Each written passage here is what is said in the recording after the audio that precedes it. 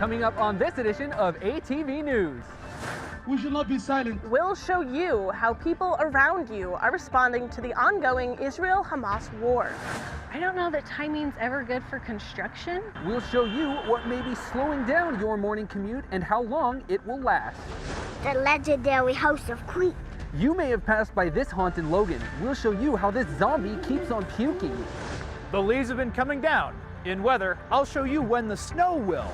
I'll show you which 15-year streak ended for the Aggies against San Jose State and if the winning streaks for volleyball and soccer are still alive. All that and more, this is ATV News.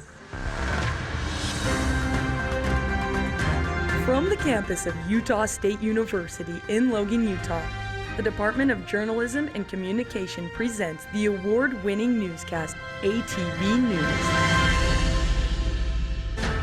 Let's not make it worse. A disagreement almost turned into a fight between a Palestinian protester and Israeli supporters during a pro-Palestine rally on Saturday. Welcome to this edition of ATV News. I'm Ryan Lawrenson. And I'm Anna Johnson. As you can see, I'm starting off outside, where last week people met to show their support for Palestine. But that isn't only happening on Utah State University's campus. People from all over have been marching to show their concern about the conflict between Israel and Hamas. ATV's Zara Nasir went to a protest and spoke with a political science expert to bring you the history of the conflict and show you what people around you are doing about it. Free Palestine! Chanting Free Palestine, hundreds of people gathered at the Utah State Capitol in Salt Lake City with flags and posters to show their support for Palestinians. I want a freedom and Palestine. Although the conflict is gaining the people and media's attention now, a political science assistant professor says it can be traced back 75 years to Israel's War of Independence. The most concrete starting point for most of this is 1948. There was the founding of the State of Israel, and in the following days, the expulsion of 750,000 Palestinians from their homes. From then, Napi says the conflict shifted from Israel going to war with Arab nations like Lebanon and Syria to an internal political conflict with Palestine. It's over political representation. Do people displaced by the conflict have the right to return to their historic communities, their homes? And it's over the expansion of the settler communities in the occupied West Bank. The United States stands with Israel. President Biden addressed the conflict and said Americans stand with Israelis. This has caused protests and retaliation from different groups of Americans, including people in Utah. Not only protests on college campuses or in communities, it's created internal dissent and disagreement within the State Department. Some of the protesters carried posters like these and say they want the government to stop using their money to fund what they say is a genocide in Palestine. U.S. government sends billions of dollars to fund the war and apartheid regime and genocide in Gaza, but they will not give us health care. So we're here to say that we want all U.S. aid to Israel to be cut. One coward strike killed them all. A Palestinian man shares how his relatives died a few days ago during an attack in Palestine. As of now, thousands of people have lost their lives during this war, and Napi reminds people it is not a religious conflict. A big mistake that most people go to, including the media, when they talk about this, is that this is primarily a conflict between Jews and Muslims. They forget that there are Palestinian Christians, including those that were killed in Gaza, and there are more Christians still in cities like Bethlehem in the West Bank. And so it's not a Jewish versus Muslim story by any means. Zahra Nasir, ATV News. That was in Salt Lake, but as I mentioned, people gathered right there on the Block A to show their support for Palestine. They walked around the quad past where I'm standing right now. I found out how their protest was similar and different to the ones we saw in Salt Lake. We must come together to demand an end to the violence. Rallying support for Palestine, this group's assembly on Utah State University's quad went from vocal to silent. They walked around the quad waving the Palestinian flag to raise awareness about the attacks in Gaza. It's so heartbreaking. We came to show our support for them. Protests and marches like this have become a common sight on college campuses. One of the biggest things that we see with college campuses generally is a demonstration to raise awareness. While some protests look like this, some past protests at USU looked like this. This is a letter students wrote to the university president in 1965 to demand the right to smoke on campus. They sent the letter to the board of directors and the university newspaper and gathered signatures on petitions like this. This is what that petition might look like today, with people expressing their support with their likes. While we may think of a protest as people marching on campus holding signs, modern activists are using social media to share their messages. Social media has been really helpful in terms of the way that it's able to ripple out, but we can also feel inundated with kind of a saturation of pieces going on where things that are actually important to us and do actually matter can kind of fly by the wayside, fly right over the head. The Grad Students of Color Association used this graphic to publicize their event. But no matter how you choose to spread your message, Utah State University says all students have a voice here. We really want people to respect how other people are expressing their own views. These marchers, Dorito says, were a good example of respectful protest on campus. Dorito says if you plan on holding a meeting on campus, to give the university a heads up so they can make sure participants and others on campus are safe. Reporting live from the Quad, Anna Johnson, ATV News. Back to you at the desk, Ryan. Thanks, Anna. Signs and orange cones litter two main roads in Cache Valley. ATV's Morgan Perkins shows you what they're up to and how long the projects will last. Flaggers stopping traffic and flashing lights warning drivers to slow down adorn the highway. Most of the heavy construction has not started. One project on the way to Tree Mountain, the other headed through Smithfield. They've taken up the whole road and closed the sidewalks. Both are main routes coming in and out of our valley. But for SR30, it's a project that's being driven by growth. Cache County is seeing tremendous growth. That's a trend that looks to continue into the foreseeable future. When SR30 is closed, you have to go through Benson, where the roads are a lot more windier and slower because it's a residential area. Shaw says detours can add up to 30 minutes to your travel time and will happen periodically until 2025. Anytime we have a significant construction project like this one, there are going to be some headaches. There's really no other way to sugarcoat it.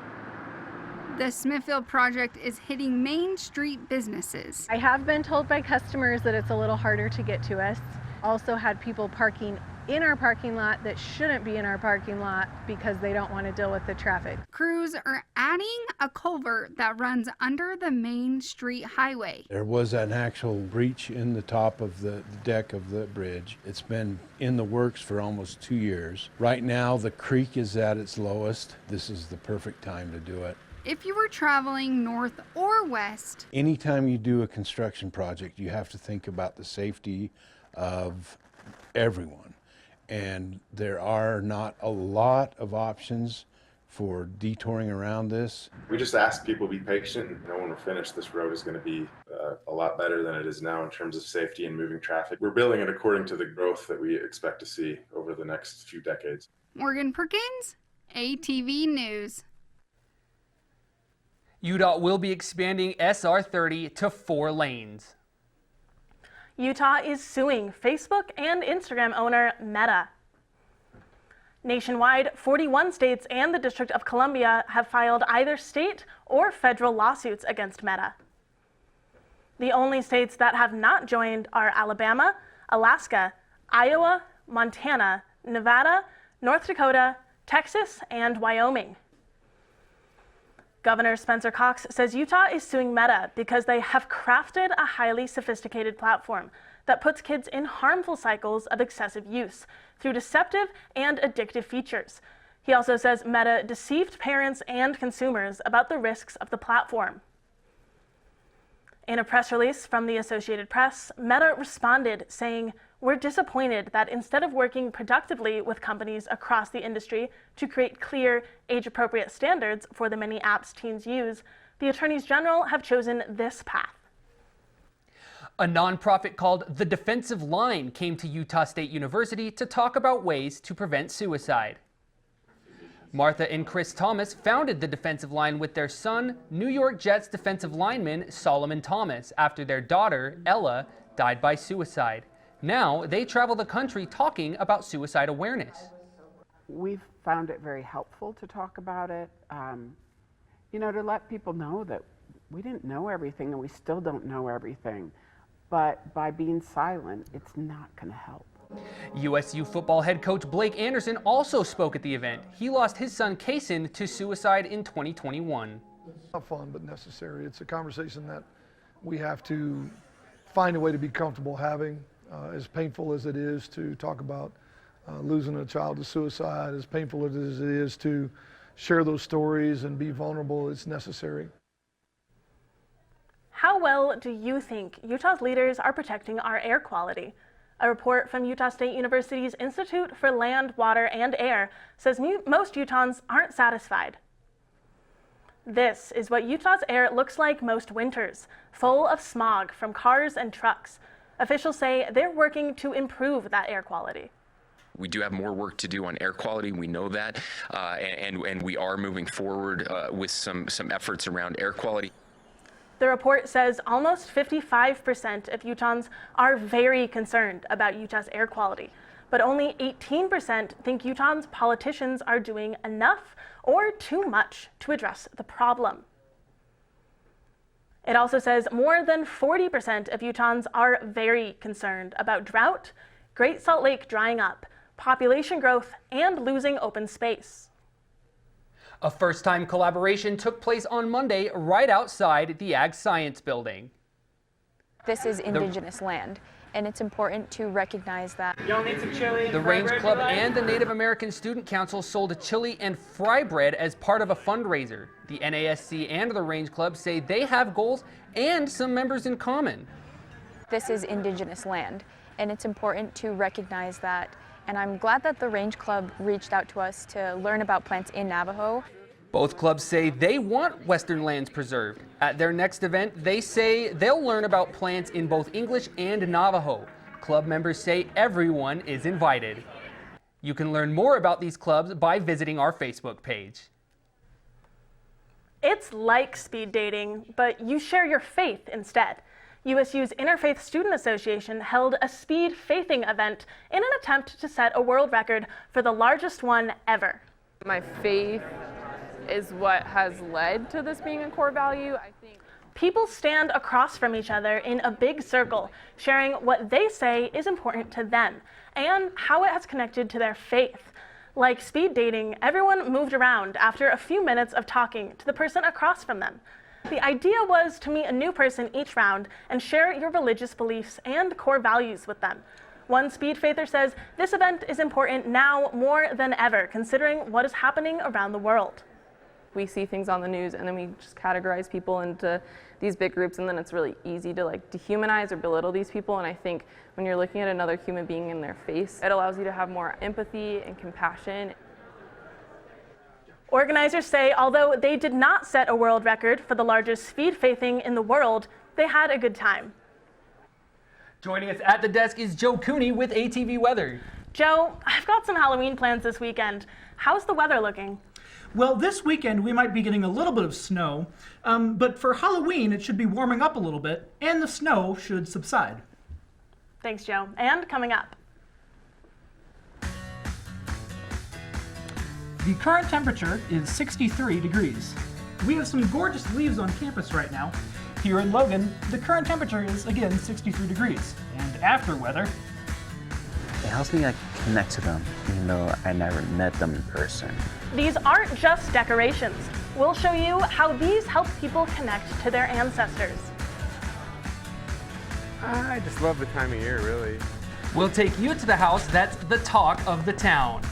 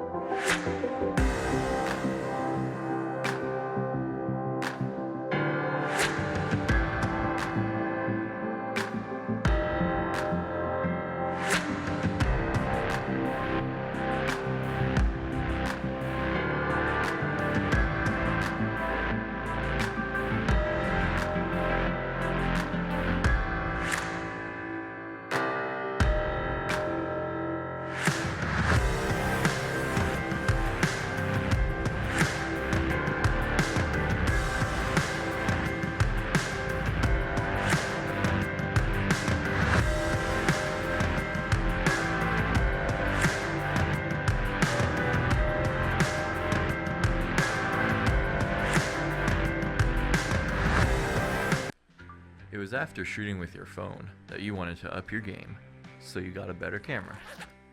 But your shots were shaky, so you got a tripod. But your audio was fuzzy, so you got a mic. But your shots were dark, so you got some lights. Now you got all this equipment, but you don't know how to use it. So you enrolled in Intro to Video.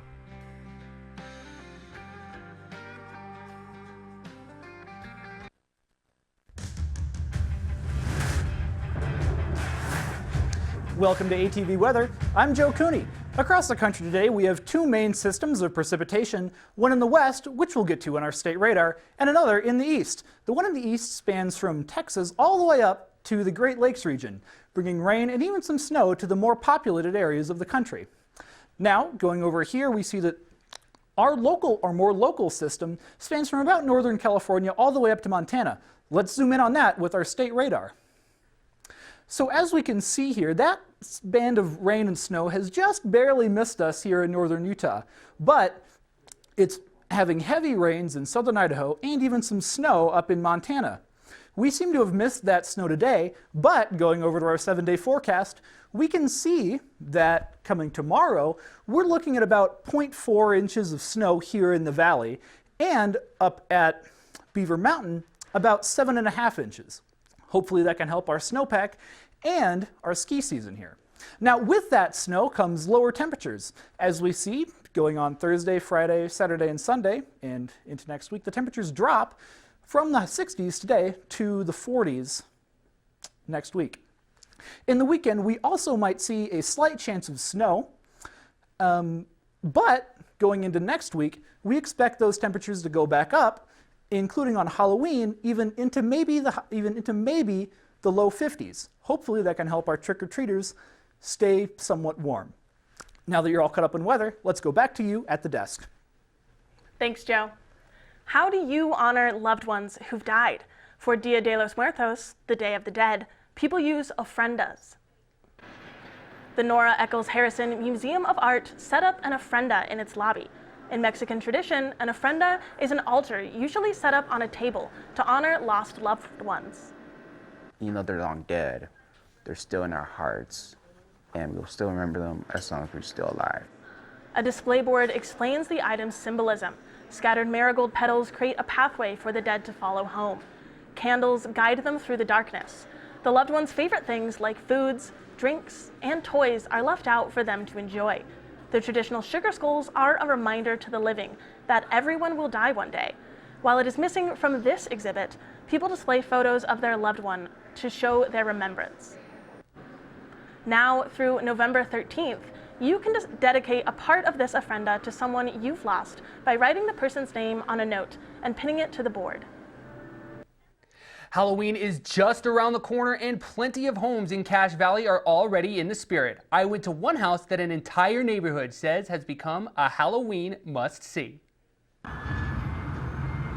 These witches are brewing just east of the USU campus. Whole Manor Cemetery is what we call it. One of Cache Valley's best yard haunts. It's the highlight of the year to be able to come and see this. A project Brady Hull has been working on 13 years. The first year we started, my wife was building some ghosts, and I just kind of said, we can do better than that. So I got online, and I kind of discovered a world of people that just kind of go a little crazy. A yard display drive and walk-by viewers say gets better and better. They outdo themselves, it seems. Like there's a bunch of things here this year that weren't here before.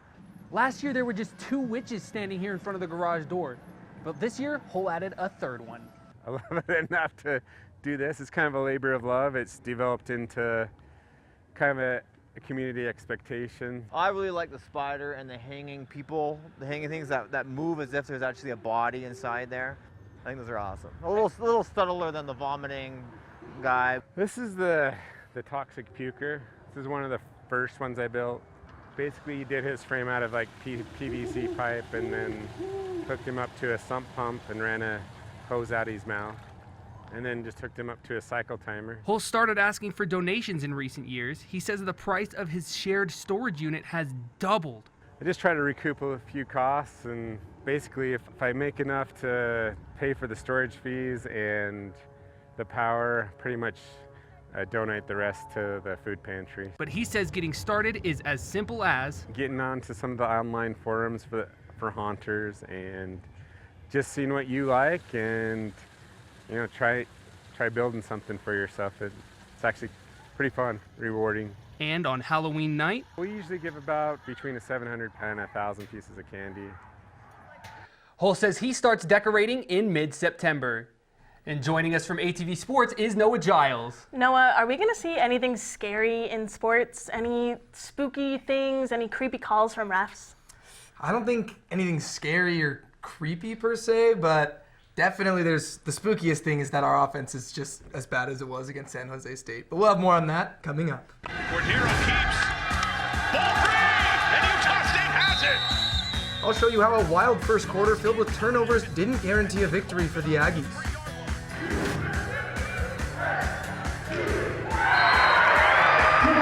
I'll show you how kills like that are fueling the Aggies' 6-game win streak headed into November. And after sports, we had a line at 11 o'clock in the morning. We'll show you just how many excited pumpkin walk goers showed up to see these pumpkins.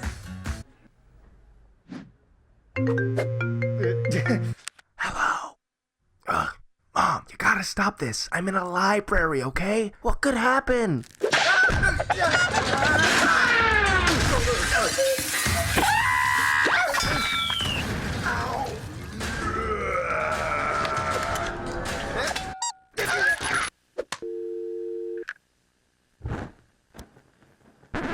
Yeah, stuff happens. 1 in 4 college students end up in the ER. That's why you need Emergency. Everything you need to handle an emergency. Share important info with your family and friends. Feeling unsafe? Help is one tap away with Urgent Alert. Upload your insurance card and your medical consent form so your family can speak to medical staff. Download Emergency now while it's still free, before stuff happens. This is Dave. This is Bob. Dave took multimedia boot camp. Bob did not. We need company headshots. I've worked on headshots before and I would be happy to do it again. We also need to finish our company advertisement video. I already have a shot list and it's ready for you to approve. Bob, would you be willing to work on our company podcast? I would be happy to take care of that. You're so prepared. You deserve a promotion. Be like Dave and take multimedia boot camp at Utah State. Get experience in a little.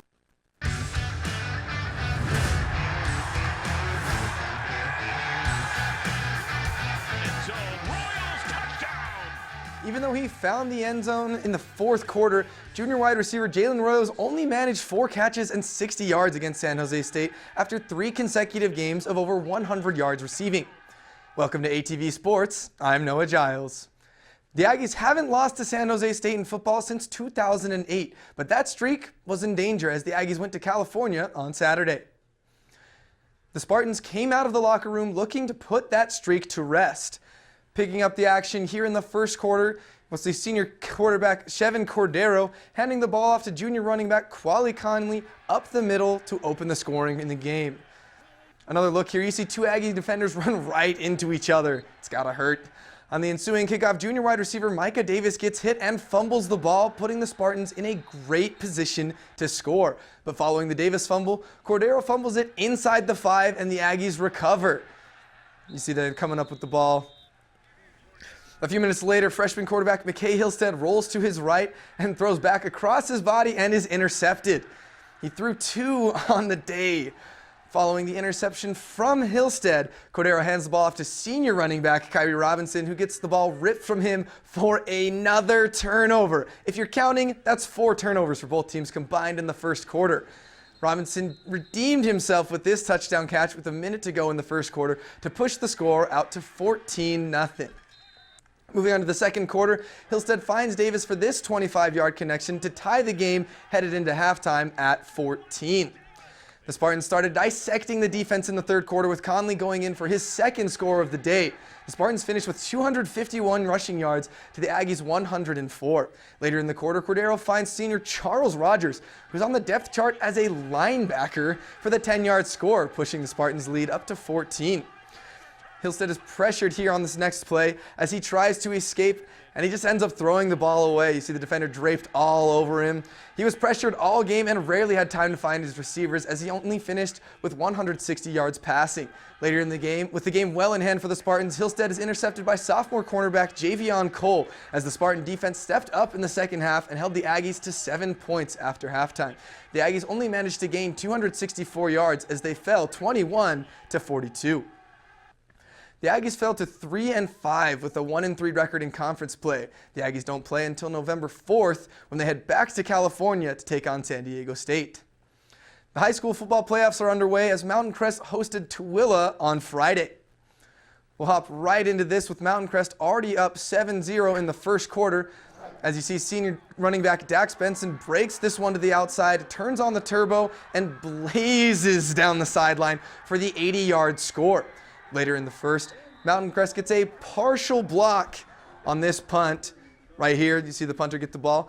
They get a partial block, and as everybody's watching that ball bounce around, Mountain Crest's Thatcher Phelps scoops it up and takes it all the way back for the score to make the score 21-0. Moving into the second quarter, Tooele finds the end zone as quarterback Caden Dean fakes the handoff and flips it to Bram Gustin, who gets a couple of blocks to get in for the score, but it was all gas and no brakes for Mountain Crest as quarterback Casey Crofts finds senior wide receiver Will DeCorver for the 39-yard strike to put the Mustangs up 42-7 at the half.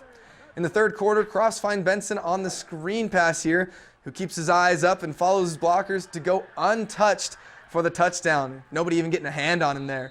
In the fourth quarter, Mountain Crest put the backups in, and you see sophomore quarterback Braden Larson floats this ball up, and senior receiver Karsten Bone goes up and gets it over the defender as Tooele couldn't withstand the Mustang stampede, losing 14-63. Mountain Crest and 4 other teams from the region are moving on and will play this Friday. USU Volleyball hosted the San Diego State Aztecs on Saturday as they look to keep a hold on their #1 ranking in the conference. Aggie Nation welcomed the Aztecs to Club Estes with a pink out for Breast Cancer Awareness Night. Starting off in the first set, graduate transfer Kennedy Boyd gets a little sneaky here, finding a soft spot in the Aztec defense. A few points later, senior Kelsey Watson smashes this ball, but the Aggies found themselves losing. Down 11-15, junior Beatriz Rodriguez serves up this ace to cut into the Aztec lead, but the Aztecs responded with this kill from freshman Amber Keene, as the Aztecs took the first set 26-24. Moving into the third set, tied at 1 apiece, Boyd stymies the Aztecs defense with this block all on her own. The Aggies had 12 blocks on the day. Later in the set, Leah Wilton-LeBoy passes to Adna Venedovich, who crushes that ball. One of her 10 kills. The Aggie defense stepped up again as Boyd and graduate transfer Jill Schnegenberger deny access to the Aggies' side of the court. The Aggies took the third set. Moving into the fourth, San Diego State can't handle the serve, and Boyd rises up to smash that point. It was back and forth in the fourth set as senior Julia Haney spikes this ball right into freshman libero Cambry Rodriguez's face. With the Aggies up 28-27, Schnegenberger hits the ball off an Aztec to win the fourth set and the match for the Aggies 1-3. Volleyball is first in the conference at 9-1 and head out on the road this week to play Colorado State and Wyoming. The soccer team is on a 4-game win streak after beating UNLV and Nevada. The Aggies face Boise State tomorrow before the conference tournament this weekend. You're all caught up in sports. Back to you at the desk, Anna. Do you know where you can see Taylor Swift, E.T., and Luigi all in one place? North Logan brought them all together in pumpkin form at the 40th annual Pumpkin Walk. Where's the squash? Did you find the squash? Little kids and their families took in about 30 different scenes created with painted pumpkins and gourds. Volunteers created all the scenes using locally grown pumpkins. It's a ton of work, but it's so much fun, and our scene crafters, especially those who have been with us a long time, they love it. They start planning their scenes in August, September, or even earlier. The organizers say they don't do any advertising or make any money off of the event. They say they want to keep it a special place anyone can visit. Thanks for watching this edition of ATV News. You can watch this and other editions on our Facebook page. We'll leave you with some spooky Halloween ghouls. Have a fantastic week, Cache Valley. Quiet, please. Wait a sec. I'll take one. Oh yeah. All right. All good. Take care. Way to go. Nice. Bring it on. Gotcha. I'm here for you.